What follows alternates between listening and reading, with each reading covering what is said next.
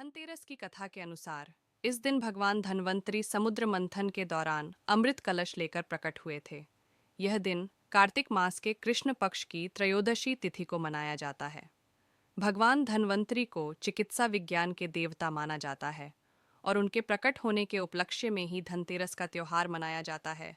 धनतेरस के दिन भगवान धन्वंतरी, माता लक्ष्मी, कुबेर और यम देवता की पूजा की जाती है। इस दिन को शुभ मानते हुए लोग नए बर्तन, आभूषण और अन्य कीमती वस्तुएं खरीदते हैं। क्या आप धनतेरस के किसी विशेष रीति रिवाज के बारे में जानना चाहेंगे? धनतेरस की लंबी कथा इस प्रकार है। प्राचीन काल में एक राजा थे जिनका नाम हेम था। उनके कोई संतान नहीं थी।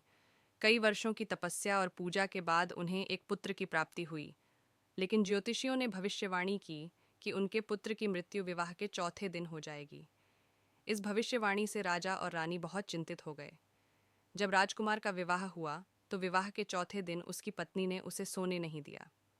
उसने घर के दरवाजे पर बहुत सारे आभूषण और सोने चांदी के बर्तन रख दिए और पूरे घर को दीपकों से सजाया। उसने राजकुमार को कहानियां सुनाई और भजन गाए ताकि वह जागता रहे।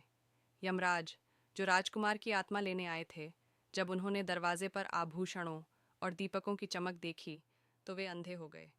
वे घर के अंदर प्रवेश नहीं कर सके और दरवाजे पर बैठकर भजन सुनते रहे। सुबह होते ही वे बिना राजकुमार की आत्मा लिए ही वापस चले गए। इस प्रकार राजकुमार की जान बच गई और तभी से धनतेरस का त्योहार मनाया जाने लगा। इस कथा का मुख्य उद्देश्य यह है कि धनतेरस के दिन दीप जलाने और आभूषण खरीदने से घर में समृद्धि और सुख शांति आती है। क्या आप धनतेरस से जुड़ी कोई और जानकारी जानना चाहेंगे?